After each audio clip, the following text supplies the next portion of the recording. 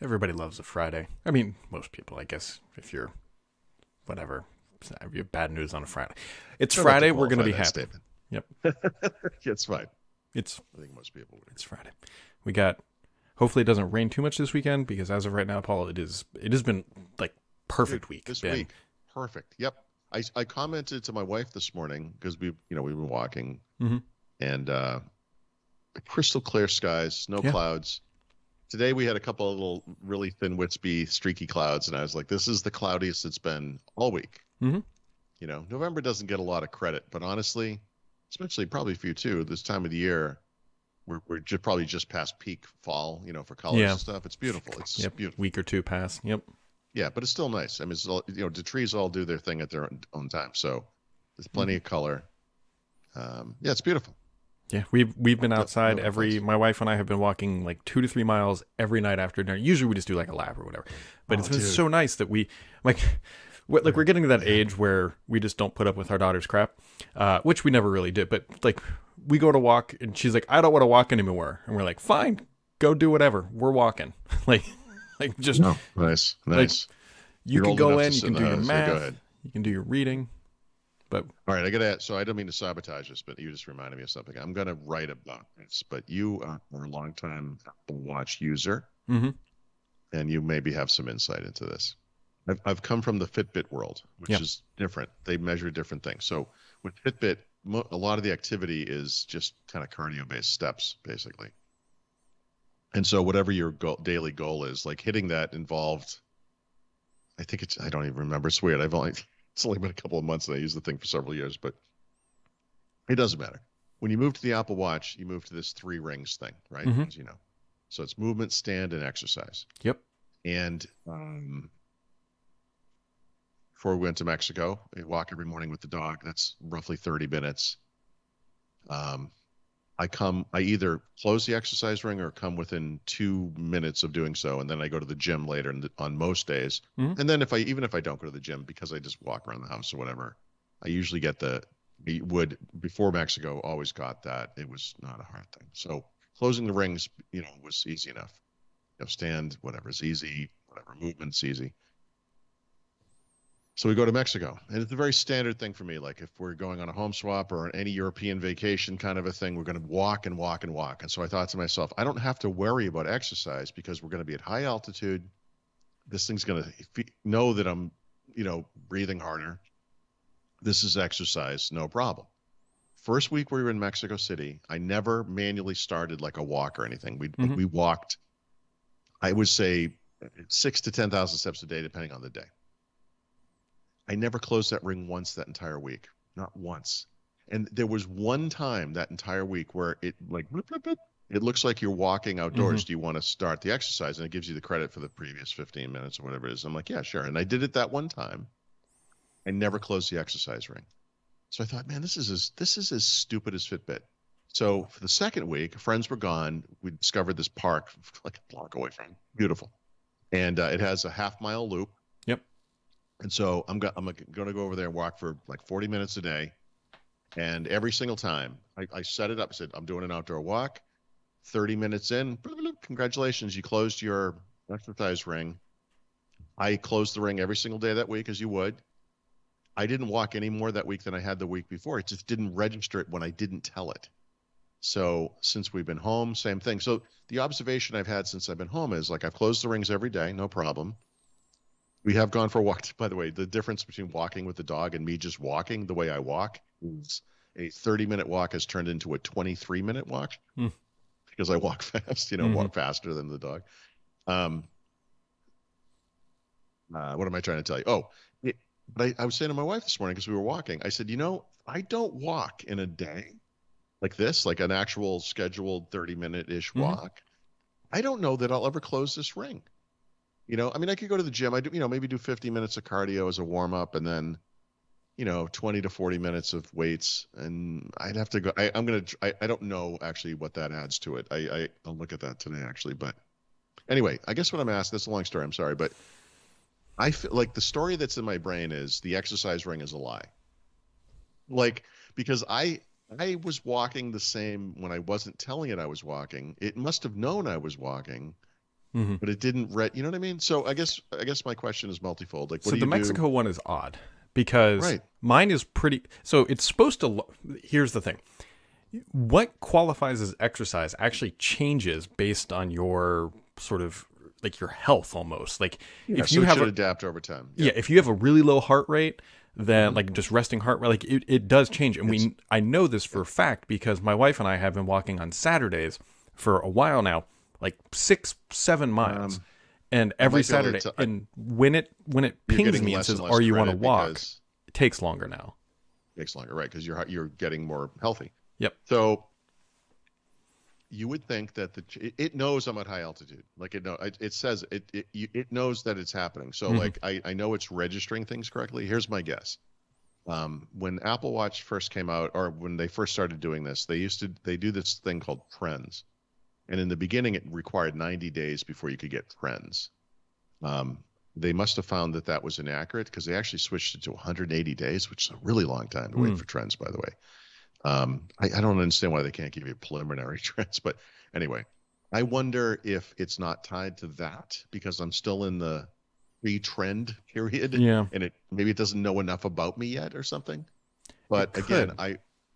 But it's- I'm just guessing. The Mexico one is odd. Like to me, that Right. it should have triggered and said you're every day walking. I should have been off the charts. Yeah. Just walking down the stairs and going up the street for breakfast, it should have been like, man, your heart rate is really elevated.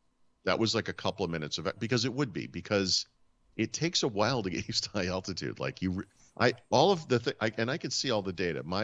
Everything has trended exactly the way you would think it was. My resting heart rate went up by 10 beats per minute while I was there, and it's gone right back down.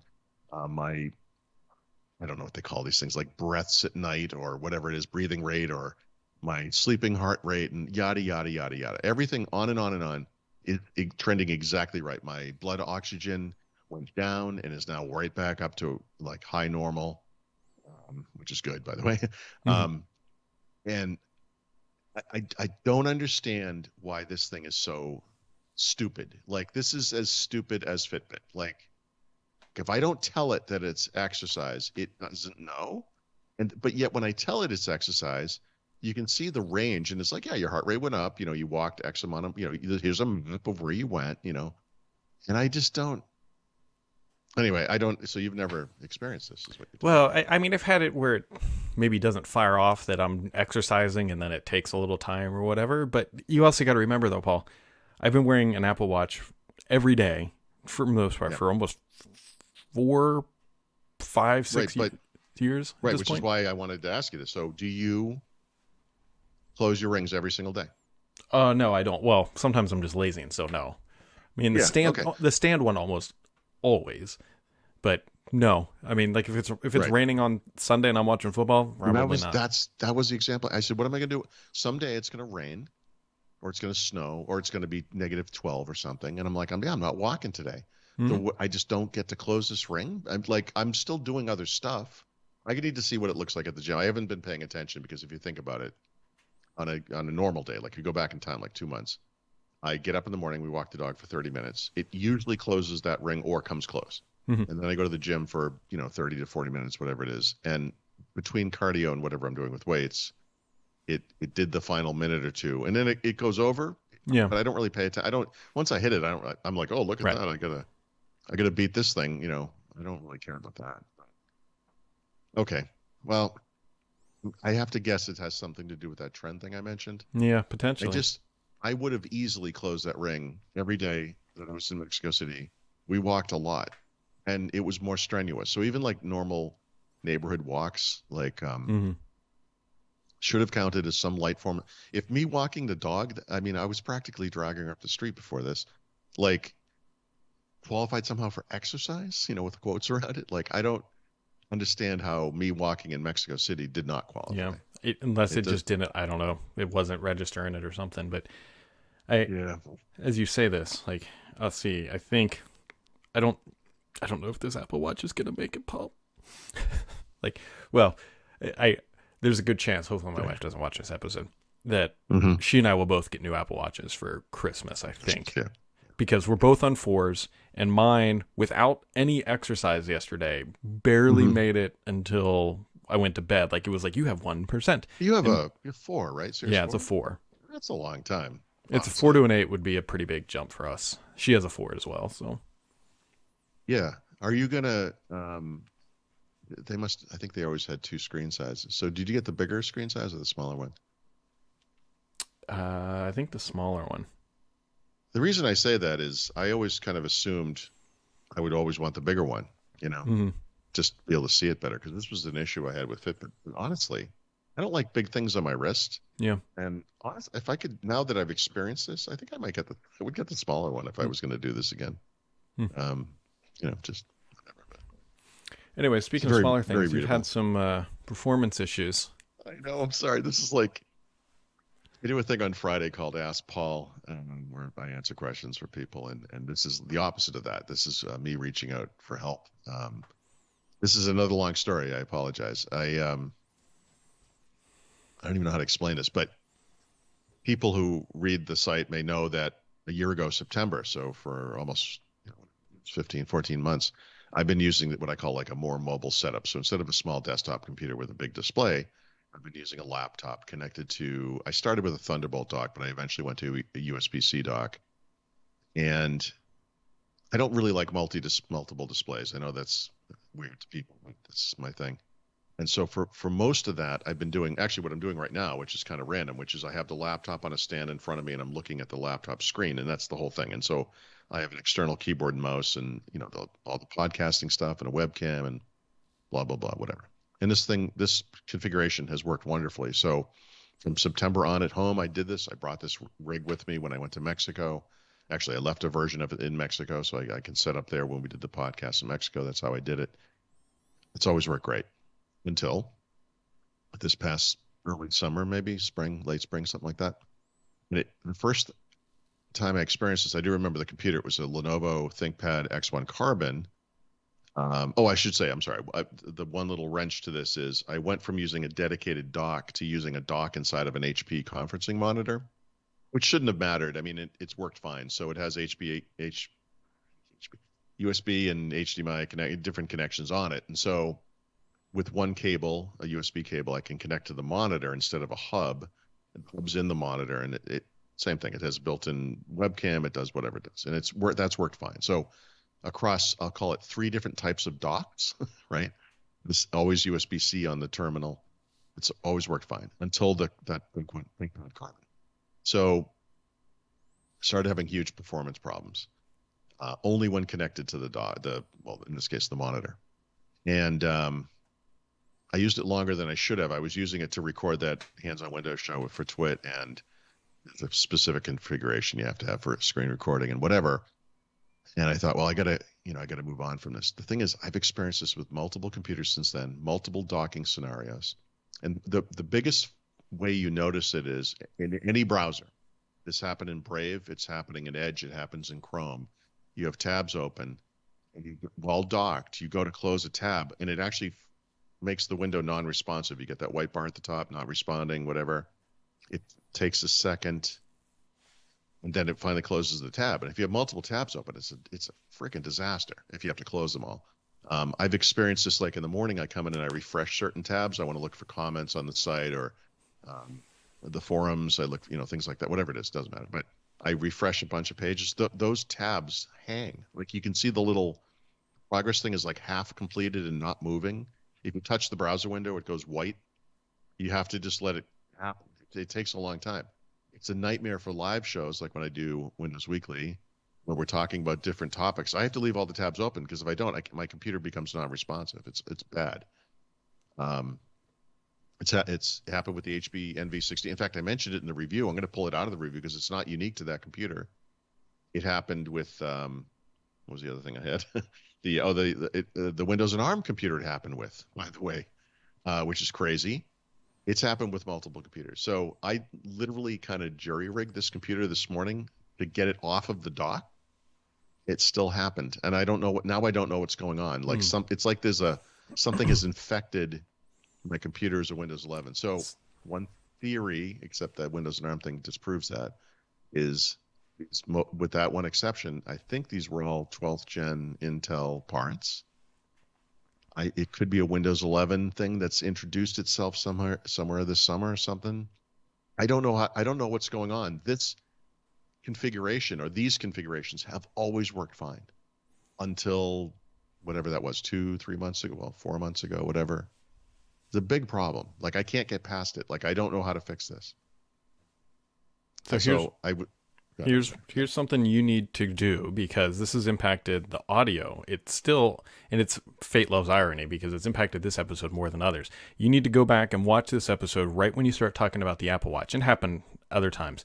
But it's like the bit rate on your audio just falls through the floor for a quarter of a second.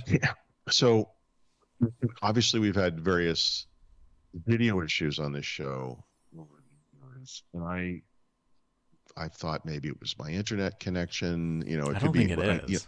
No, I know. I'm just saying different ideas at different times. But we were out in Mexico, different internet. I obviously travel, whatever. We've done this from, hotels and. Oh wow, your whole video. I saw it too. Yeah. By the way, yesterday the video quality was horrible. Mm-hmm. But when we had our work meeting, an hour or so later, it was perfect. Like, it was fine. And so some of it might be the setup we use for record. I don't know, but yeah. I guess what I'm trying to say is the simple version is, for a long, long time, for most of the time I've been using these configurations, these USB based configurations. It's worked perfectly well. No issues. Nothing. And because honestly, those kind of issues are what send me running back to the way I used to do things, right? If this had happened from the beginning, I would have said, yeah, this is why I don't do this. This is a failed experiment. I can't work this way. I need to get work done, Mm-hmm. This summer has been a nightmare for this stuff, and to the fall now. And I don't know what to do. I just don't. The reason I unplugged everything from the conferencing monitor, I was literally just going to push back from it, bring back a display, just a normal display, use a USB dock. Oh, but the thing is, it happened in Mexico, so I don't know. I guess I don't know. Here's another little symptom that's unique to this display, and this has been killing me. There are power management settings in Windows, as everyone knows. Certain laptops come with their own, like, HP supplied or whatever the PC maker is, power management that kind of overrides what is in Windows. This laptop, which the MV16 is, maybe an extreme example of that. But I've gone to every configuration I can go to. There's the modern one in settings. There's the classic one in control panel. There's the HP stuff that they have in command center or whatever it's called. And I can set it to do whatever I want it to do. But the way this has worked since I got home from Mexico, and this was happening before too, but I've really noticed it since I've been home. If I don't touch the keyboard for 60 seconds, it just goes to sleep. The display does. I can't stop it from doing that. It is making me insane. So between mostly browser tabs, I can't explain why, but that's where it mostly shows up. Although I guess you're saying it shows up in other ways. And this display just turning off. I'm ready to just throw all this like aside. I don't know what to do. Obviously, I review different laptops. I can move on and was in the process of doing that. But I'm nervous I'm not solving the problem. Like, I think I'm just going to experience it again. So anyway, if anyone out there has any idea through my insane ramblings, either because they've experienced this themselves or they're like, oh, I know what that is, please stop the insanity. Help me, Obi-Wan.